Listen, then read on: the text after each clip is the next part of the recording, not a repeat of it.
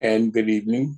We are continuing with our series on the anatomy of spiritual healing.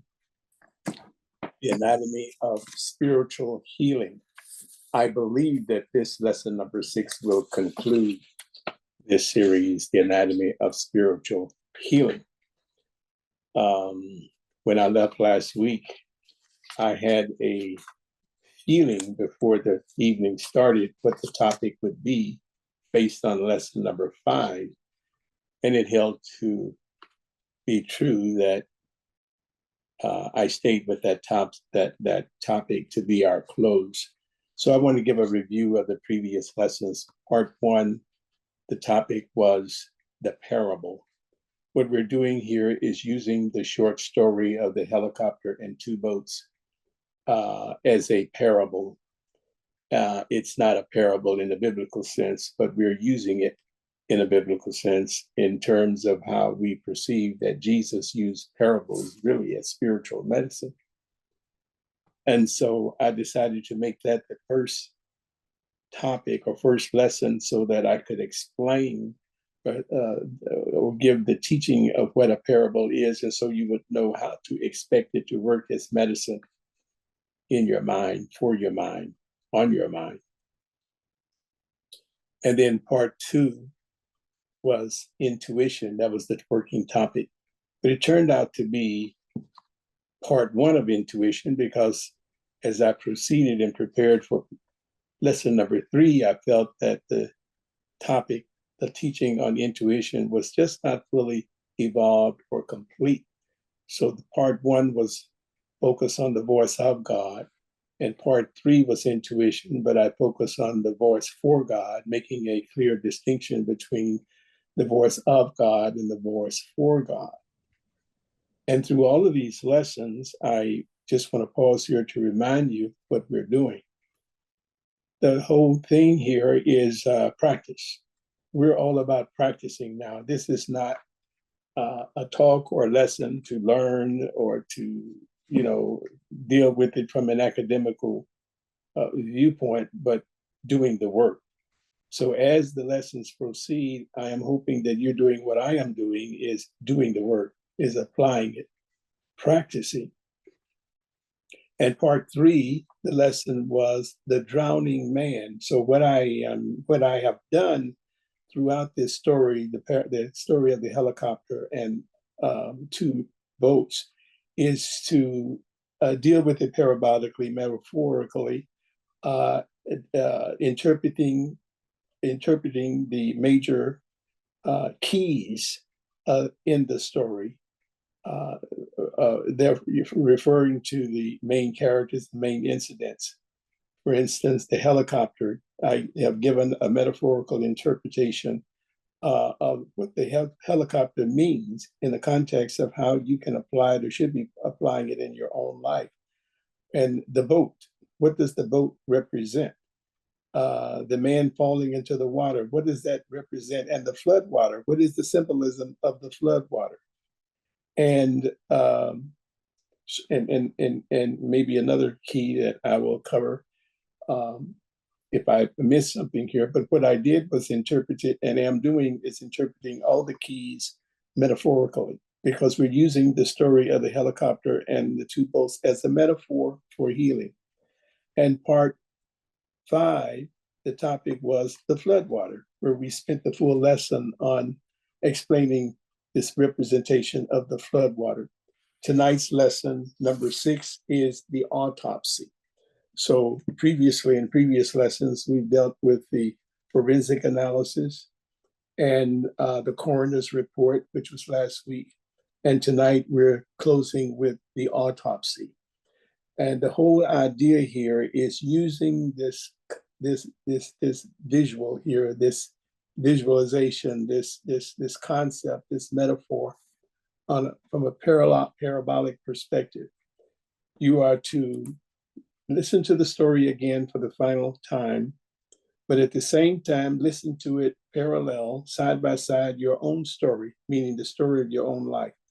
Whatever it is that you're experiencing in life now, particularly in relationship to something that you're praying for, praying to heal, praying to eliminate, praying to aspire to, praying to resolve, praying to break through, whatever it is, that's your story right now. Lay that side by side to the story of the helicopter and two boats. And we say that the spiritual dynamic of the parable is that doing that in that manner, it induces a higher message. It induces a higher story, which is God's story, which is God's message, which is the truth, which is the healing that evolves out of that, the truth that sets you free. So that's the third story. The third story is the answer, the solution to your problem, which is given by intuition. Another term for intuition is revelation, inspiration, insight, a breathtaking moment. Aha, answer. Oh, that's the truth. And the truth is the cause that the Holy Spirit reveals to you the solution to your problem, the solution. Well, and we also say this comes with a warning. You know, there's a warning label on God's medicine, you know, side effects, side effects. Can you handle the truth? Are you ready for the truth? Can you handle it? Can you take the medicine? The medicine might be forgive. The medicine might be let go. The medicine might be take so. The medicine might be what you think it is. It's not it. What you think happened never happened. But well, you are responsible. You have some responsibility in this. The medicine is nothing happens in your life without some responsibility in your past. But there is a distinction between or a difference, not a distinction, but a difference between responsibility and accountability. Not telling you to take accountability, but responsibility for what you make in your life, not create. What you make in your life, not create. What you invent in your life, not create.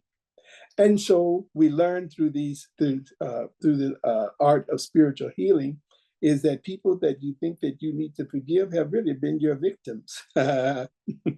You see, they were necessary in your life at that particular time to expunge some propensity that was deep in you, whether they're conscious or unconscious. But you don't want to say that. You don't want to acknowledge that because it stinks, it's nasty, it's ugly. But that's why the incident happens.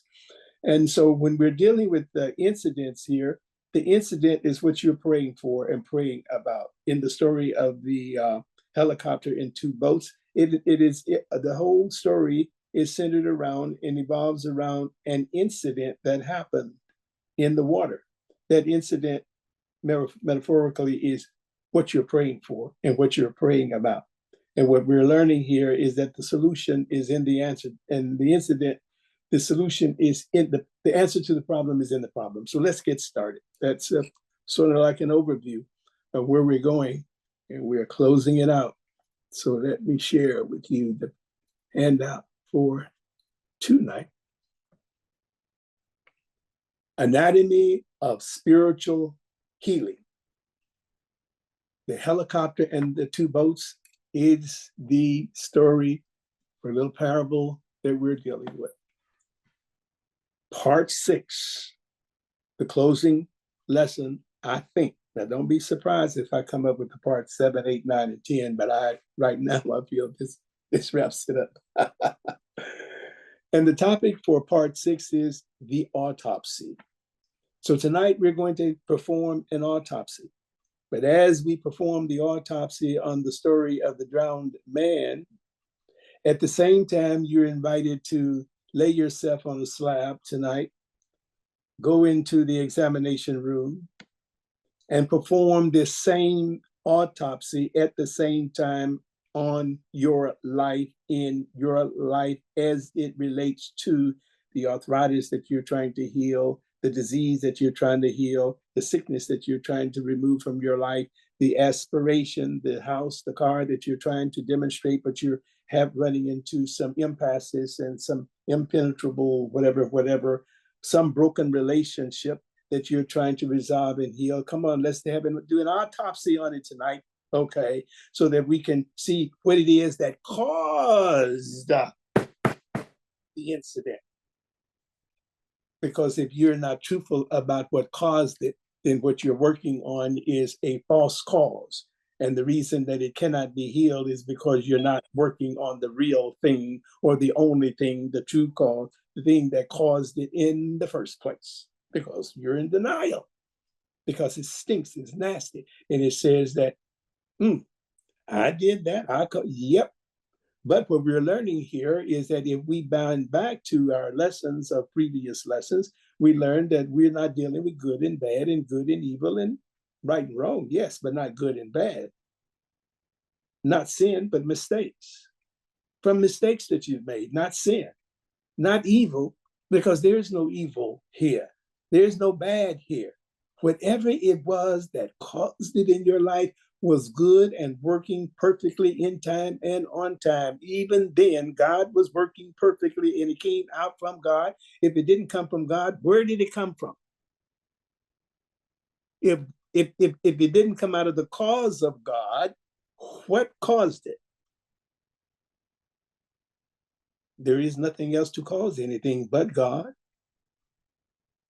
So whatever it is, what it was, is God working perfectly in time and on time. So let's review the story. The story is a parable about an individual who is drowning in floodwater. The individual thinks that no one knows about his peril out there in the water, but he believes still that God will save him by a miracle. A boat passes by. He's waiting for a miracle. And yet someone reaches a hand to him, but he doesn't want to receive that help. He wants to receive it in another form. A miracle, something spooky, something can't explain. Prayer. God can do all things. Yes, God can do all things, but God is doing it right now. So how many times have you overlooked the answer to your prayer or not received the answer in the forms in which it has come? It comes in the form of that argument, that breakup, that incident, that sickness. That's the boat. A boat passes by, and someone reaches a hand to help, but the man refuses help, saying that God will send a miracle. A second boat passes. So we have boats, plural. A second boat passes. So you're dealing with one incident after the other in your life, repeating over and over and over in different forms, boat after boat after boat, incident after incident after incident, lesson after lesson, solution after solution, but you're waiting for another boat, another incident. And you are making these incidents, you're inventing them yourself. Lastly, a helicopter passes over and a hand reaches down to rescue him, and he still refuses, waiting for a miracle. What is this helicopter? The boat is your issue. The boat is what you're praying for about. The helicopter is the intuition that is within you, the voice for God hovering over you all the time, speaking in your mind, saying, here's the answer. So after turning down the last help, the man drowns in the flood. What is the flood? The flood is your present mental equivalent, your present belief system. Your knowing is showing, your karma, your archaic records, your subjective consciousness, the sea, your subconsciousness. The man was drowning in his own mind. After his death, the individual meets God and asks, Lord, I was faithful and I believed. So why didn't you save me? And God responds, I sent you 2 boats and a helicopter, and you refuse the help. And so through our lessons here, what we're doing here is finally accepting God's help. We're reaching up and putting our hands in his hands, and we are seeing God lift us up above transcendent consciousness, above all laws, into the law of grace, into the Garden of Eden. Now, to a handful of you, I sent what I call the Bible that will be the base of our guided healing meditations. I think I sent it to 8 to 10 of you, and those are people who donate to support the ministry. And it consists of a number of pages. Well, it took me several weeks in order to develop that. And I'm not when we do the guided healing meditations, it won't be a lecture, maybe 3 or 4 minutes introduction in terms of the what the anchoring idea for the meditation, but not a long talk.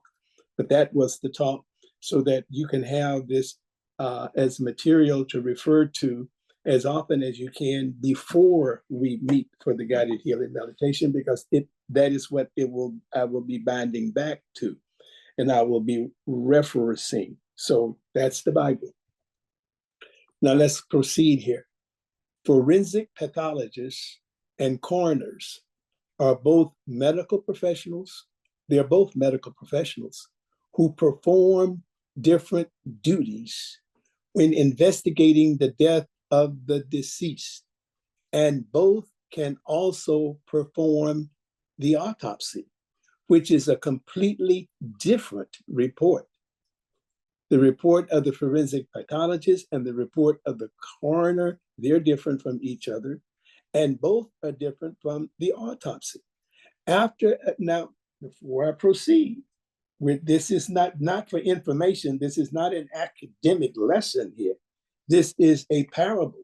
So what I want you to do is what I am doing for myself is performing a forensic analysis on your own stuff, a coroner's report on your own stuff, and an autopsy on your own stuff based on the representations of these metaphors, these keys, the forensic analysis, the coroner's analysis, the autopsy examination. After a death, you see, as a result of a sudden incident of any nature, a coroner's report is required, and sometimes an autopsy report as well. So we're talking about after the death, but the mystery here, the conundrum here, the overlooked factor in here in spiritual teaching is, what about before the death? Before the death is where the greatest, the most powerful point is made after the death of a person.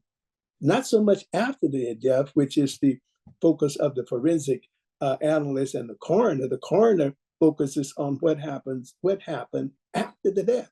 But you know what? You're going to find out about what happens before the death. The forensic report is the result of an investigation of all the obvious physical evidence and activities that are deemed to be possible contributing factors that point to what happened to cause the incident that resulted in a death.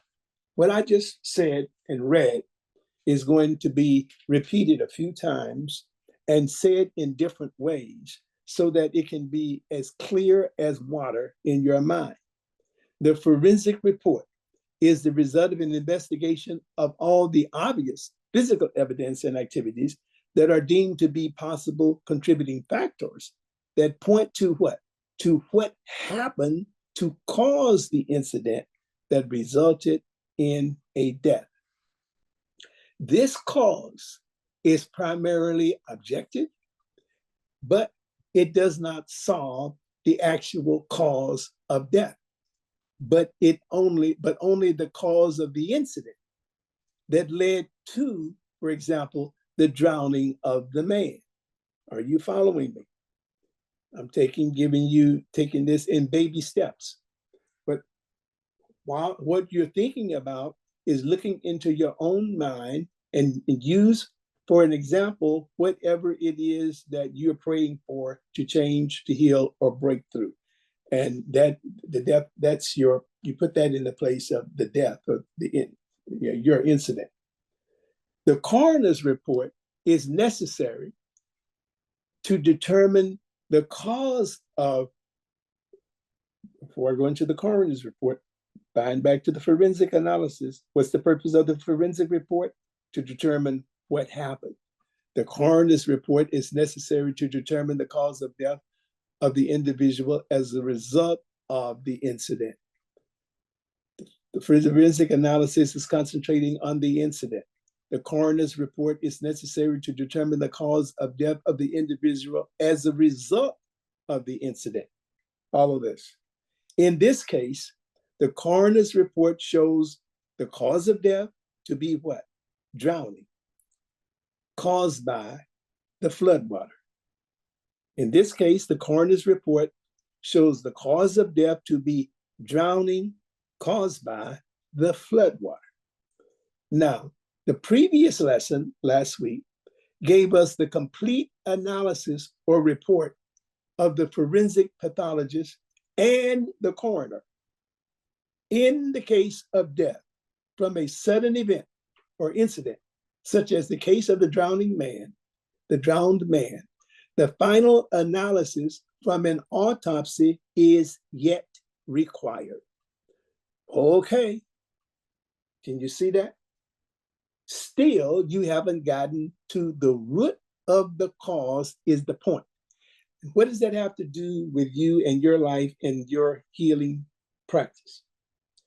If you are experiencing an unhealed situation, you haven't gotten to the root cause. Now, you know what the doctors have said. You have the opinions of the professionals. You have a diagnosis. You have a prognosis. You have a lab reports.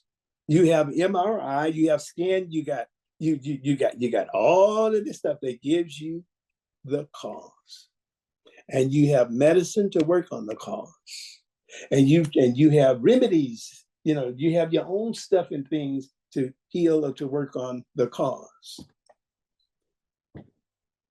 But in order to get to the root cause, you need a spiritual autopsy. And until you learn and do a spiritual autopsy on yourself and go beyond the opinions of the professionals and whatever it is that you think that you're working on as the cause, then there cannot be healing. So after the forensic analysis has ruled the cause of death to be the boat incident, see, that's what the forensic analysis established. There has been a boat incident, and there's a distinction between the boat and the incident. The boat incident in what? The floodwater. The coroner has ruled the cause of death to be asphyxiation. But that's not the end. The coroner goes on to say asphyxiation due to loss of oxygen to the lungs. Okay. Now you could say, well, that's the cause, that's the end. Nope. Not yet. This is not the last analysis in the investigation of the death of the drowned man.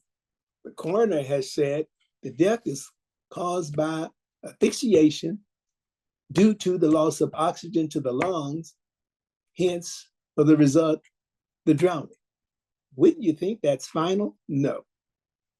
Not until the autopsy is done. There's a reason you have the forensic pathologist separate from the coroner, making way for the autopsy, which is not always needed, but is always required in legal situations. The autopsy is an analysis or an examination that determines the cause of the drowning, which was asphyxiation, not just asphyxiation, but asphyxiation due to loss of oxygen to the lungs. Has to be detailed. Now that that's established, see, that's not the complete work of the autopsy. I'm just getting you ready for the deeper work of the autopsy before we close.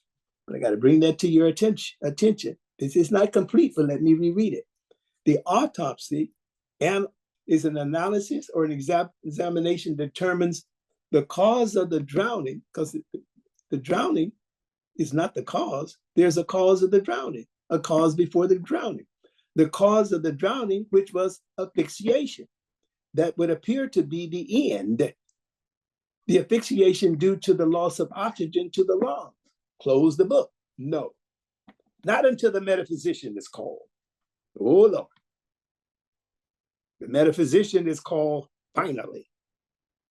The metaphysician is called finally to pronounce the definitive spiritual analysis of the cause of death of the drowned man. Ain't finished till the metaphysician is called.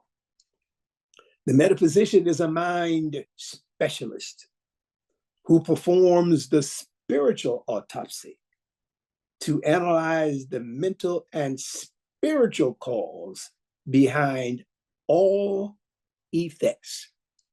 The drowning was an effect. Even the asphyxiation was an effect. Even the suffocation that led to the drowning is an effect.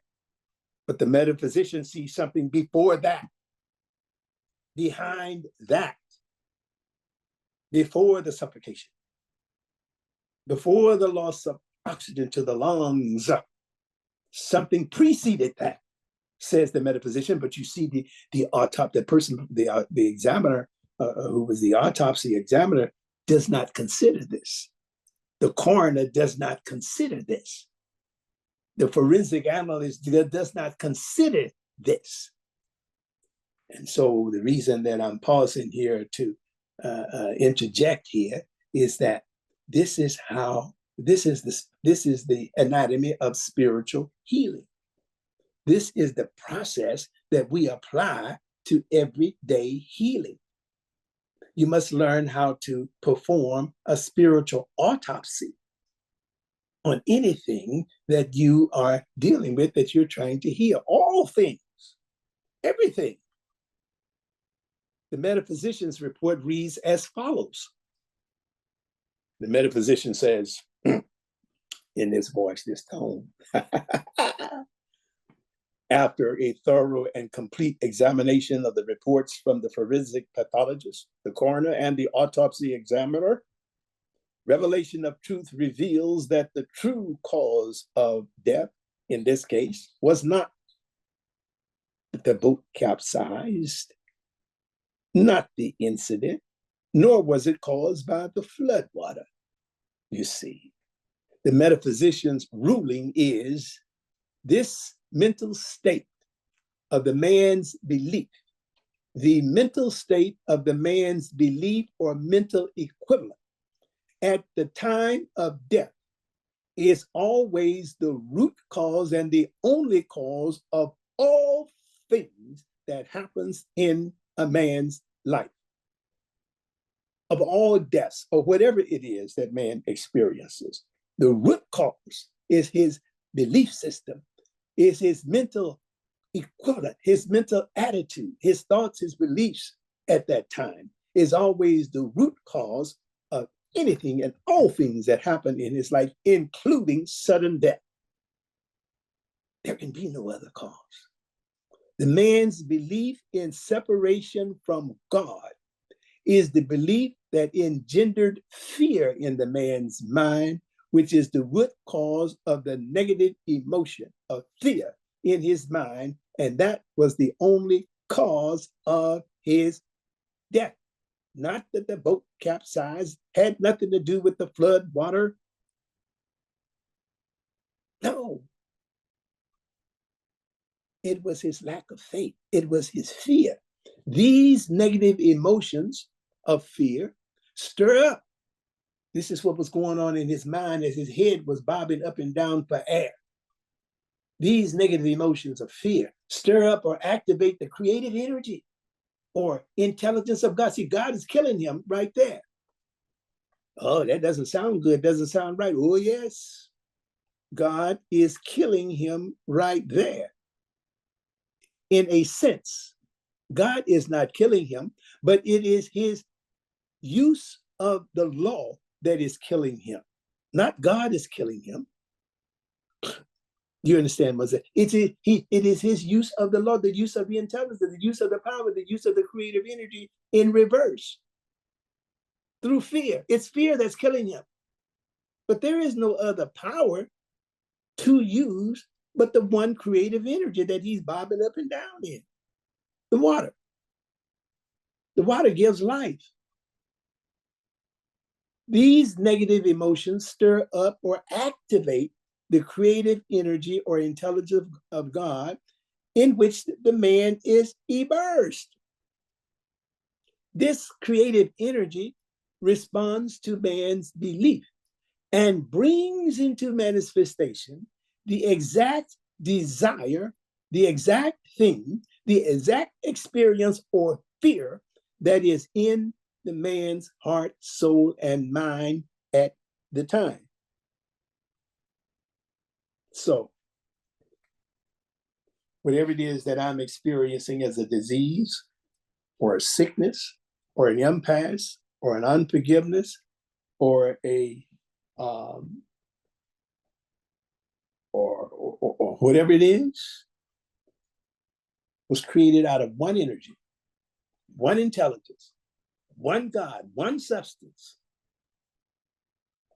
And that substance is always giving back to us correspondingly perfection, perfect disease, perfect sickness, perfect trouble, whatever it is that we are making through our choices of whatever my present mental equivalent is.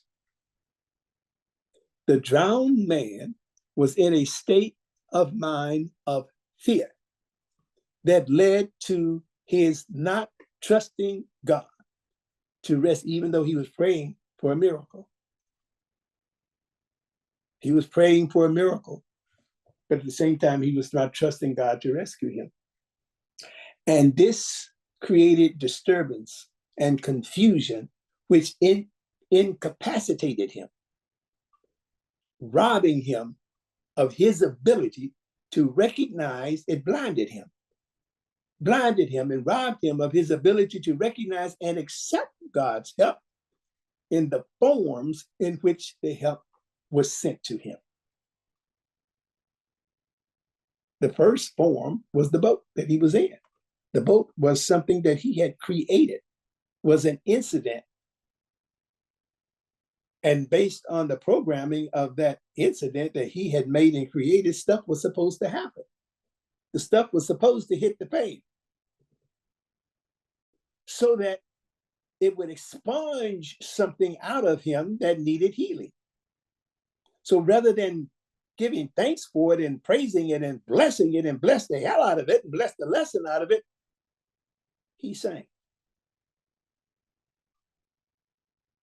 He went down. But the boat came to raise him up. The problem came to raise him up. The sickness came to raise him up. The disruption, the confusion, the fight came to raise him up. The disturbance, the confusion, whatever it is, came to lift you up. So in conclusion, it is the finding of the metaphysician that the man's death was due to spiritual ignorance of the law of grace. That's what we're doing in our guided meditations as we go forward. They will be impromptu. Whenever I feel led to pray, I'll hit you up. If you're not available to participate at that time, don't worry about it, because they are not lessons where there's continuity. You didn't miss anything. Just catch it the next time, because this is going to be frequent. I'm first doing this for myself, and I'm just inviting you to go along with me and share. As I say to you often, from time to time, I experience healings in my life, but still, it seems like as soon as I take care of one, here pops something else. So I'm working on stuff, and I'm applying this to my own life in these guided healing meditations. And we're just in it together, sharing it together. And this is the basis of the guided healing meditation right here. In conclusion, it is the finding of the metaphysician that the man's death was due to spiritual ignorance of the law of grace. And as a review of the analysis stages that we've already talked about, let's review it. Forensic analysis is a methodical and thorough investigation of information after an incident to determine what happens. That's after the incident. This is done by analyzing all the possible factors that may have contributed to the incident. That's the role of the forensic analysis. In this case, the incident is the man being out of the boat into the floodwater. That's the incident. The incident is not the boat. The incident is right here. In this case, the incident is the man being out of the boat into the floodwater. I invite you to pause now to think about whatever it is that you're praying for, praying about. If it's an impasse in a relationship, if it is a disease or sickness, if it is something blocking you from getting at home, that car, the career, the business, or whatever, just whatever it is, that is not the incident. The incident is paralleling it to the man. Look at where the incident is with the man. The incident is not the boat, it's not the incident. In this case, the incident is the man being out of the boat into the floodwater. And we're going to talk about what that actually is in just a moment. And the result is he drowned. So the drowning is not the incident. The drowning is the result of his being out of the boat in the floodwater in a condition of mind. And that's the incident. Hang on to that. I know you're getting chills. Oh, yeah. But it's going to become clearer as we move through the ending here. Listen to make a distinction between the boat, the incident. The incident is what happened. Now, this fact must be clear in spiritual healing. The forensic analysis determines what happened. Now, the boat is what we pray for to heal, and we're praying for the wrong thing. That cannot be healed because that's an appearance that's not real. The boat is the form or the container from which the man fell into the water, the flood water. So the flood water was his mentally, he fell into the sea, into the water, which was his mental equivalent, which is subjective consciousness or his state of mind of fear at the time of the drowning. So the coroner's report determines not what happened. That's the role of the forensic analyst. The coroner's report determines not what happened. That's not his job. But he uses the findings of the forensic report to determine HOW, how the man died, which was death due to drowning, but that was not how he died, which was death due to drowning, but that was not how he died.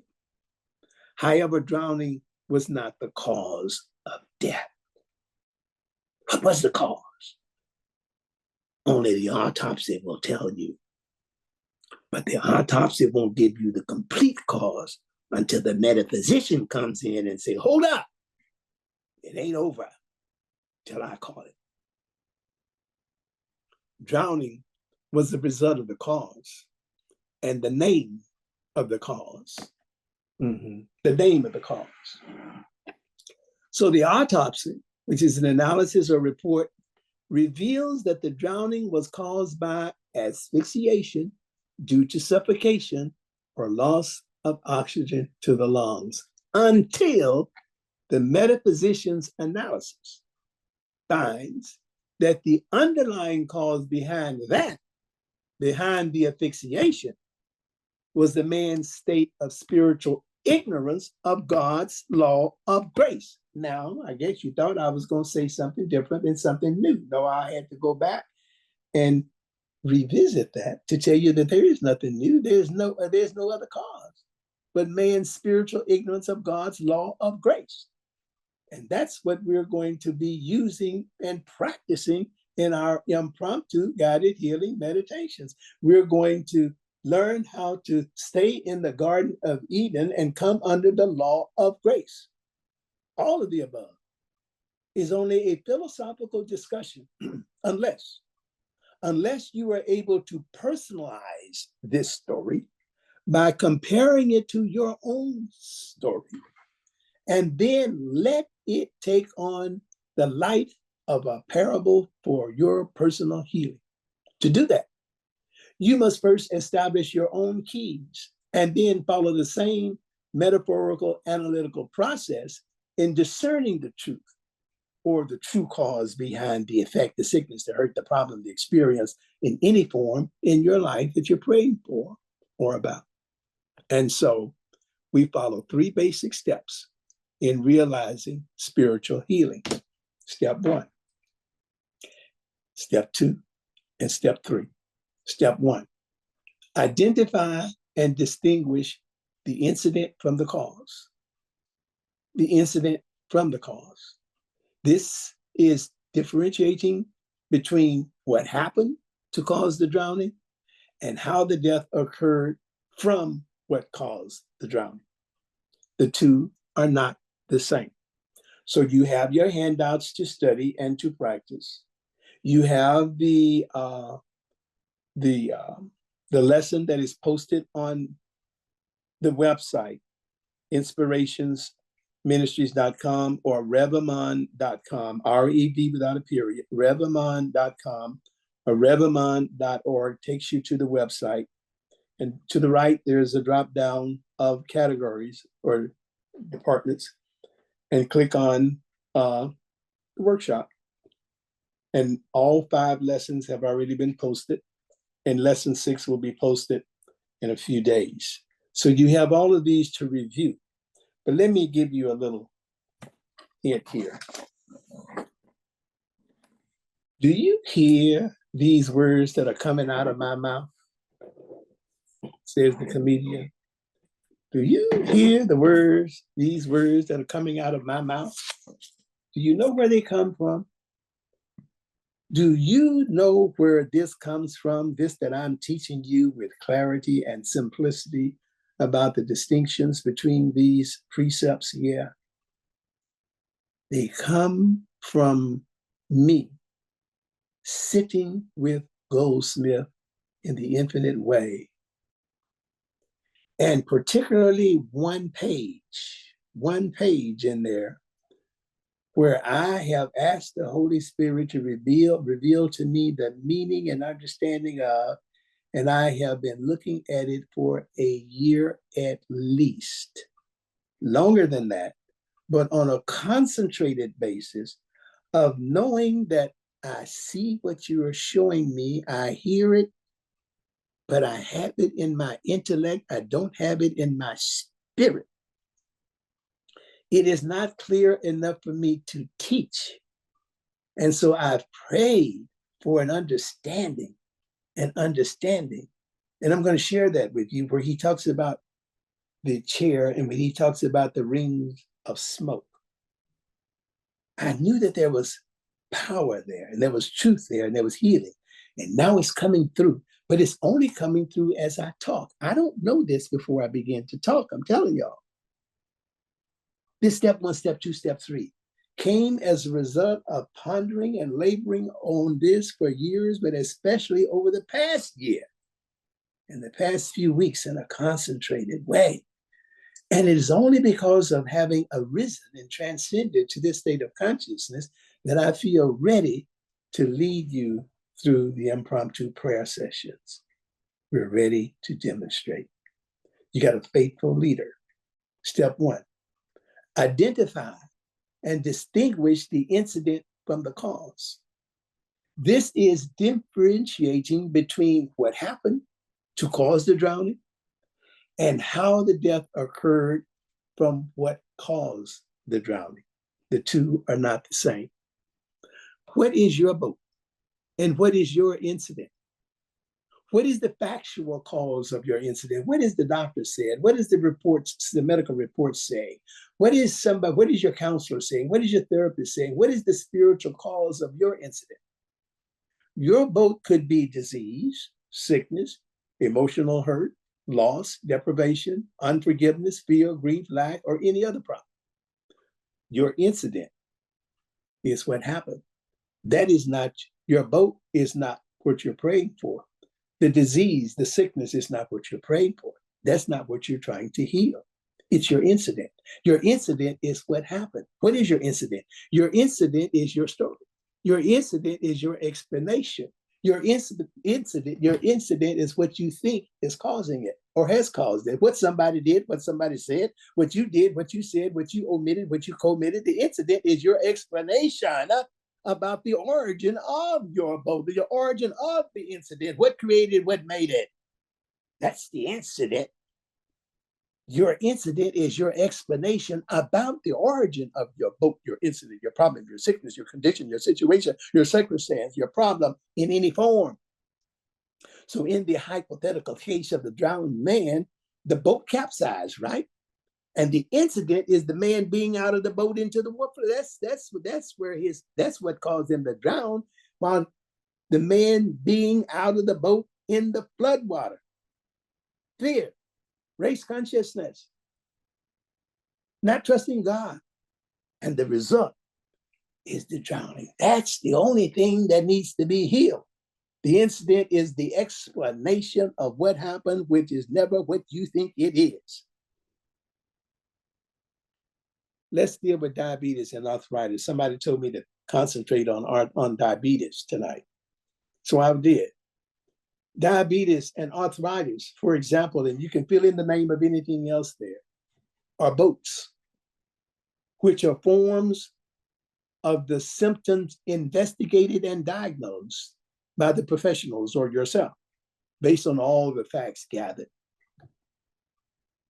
So you can put anything in that blank of diabetes and arthritis, but they are the boats. And they are forms, manifestation of the symptoms, what you're talking about, what you're expressing, what you're describing, what you're investigating, what's been diagnosed by the lab reports, by the MRIs, by the scans, by all of this, based on all the facts gathered. Now, the confusion in spiritual healing lies between these 2 points. Lies between the explanation derived from the investigation or diagnosis of facts and what? And the naming of the form of the incident. Between that and arthritis, between that and whatever you're diabetes, and that, let me reread that. The confusion in spiritual healing lies between the explanation derived and the form of the incident. This needs to be reread over and over. I'm telling you, when I studied this illustration of Goldsmith in The Infinite Wave, where he talks about the smoke rings and touching a chair, I didn't understand it. But this that I'm, so rather than bring that to you and read that to you, I'm bringing you the actual internal understanding of that.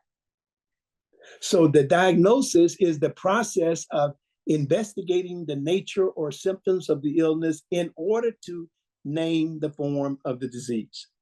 In spiritual healing, it is important to hold that explanation and the form of the illness or disease in suspension. They're not the same, but hold them together in suspension. Now, here's what Phineas Quimby says about all that I just talked about.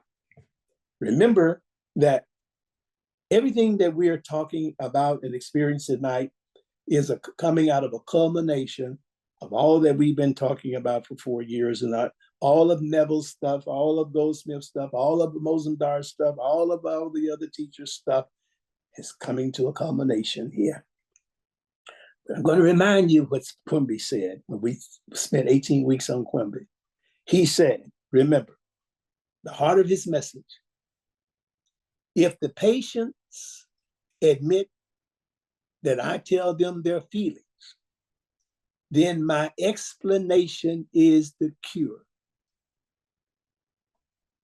And if I succeed in correcting their error, then changes occur in the fluids of his bodily system and establish the truth or health. Let me reread it exactly. If the patients admit that he tells them their feelings, then his explanation is the cure. And if he succeeds in correcting their error, he changes the fluids of the system and establishes the truth or health. I'm believing that that's what is happening in my mind right now. The fluids changing in my system. I'm believing that that's what is happening in your mind and in your body right now. He says this mode of practice applies to all cases, everything in your life. Phineas Parkhurst Quimby from the Quimby manuscripts. So the clarification for healing lies in understanding the distinction between the explanation derived by the professionals and the meaning discerned by the metaphysician. Discerned is misspelled there. In step one, you recognize what happened by describing the nature of your feelings around the symptoms from the diagnosis or the names of the forms or containers, such as diabetes and arthritis. But what happened is not the diabetes or arthritis. What happened is the description or explanation given in the diagnosis. What needs to be healed is not the form, not the arthritis, not the diabetes. What needs to be healed is the incident, which is the meaning you have given to the explanations. Now, the incident is not, let's repeat it, the diabetes or arthritis. Now, the drowning is the result of the incident, which was the man being in the floodwater, which was the fear of drowning due to his thoughts, beliefs, and feelings about his present condition, circumstance, or situation. The purpose of the forensic analysis, the coroner's report, and the autopsy examination is to determine the cause of the incident that led to the drowning as a review. So in this distinction is where the healing lies. Okay, step two. Step two is to determine not what happened, but how the death occurred. The forensic pathologist determines what happened to cause the incident, which is the boat capsize, the form or container overturned. The incident is not the effect. The effect was the drowning. The incident is what happened to cause the drowning. In terms of illness, such as diabetes or arthritis, this is the boat, the form or container of the symptoms of explanation of your feelings or experience. The symptoms, the explanation and feelings, which is your belief at the time, is how or what caused the man to drown. Step three, the metaphysician's report reads as follows. After a thorough and complete examination of the reports from the forensic pathologist, the coroner, and the autopsy examiner, revelation of truth reveals that the true cause of death in this case was not the boat, not the incident, nor was it caused by the floodwater. The metaphysician's rule is that this mental state of belief and separation from God is a belief that engenders fear, which is the root cause of all negative emotions. These negative emotions stir up or activate the creative energy, which is the intelligence of God, and this intelligence brings into manifestation the exact thing or experience that is desired or feared. The drowned man was in a state of mind of fear that led to not trusting God to rescue him. All right. So in conclusion, it is the finding of the metaphysician that the man's death was due to spiritual ignorance of the law of grace. And so it is.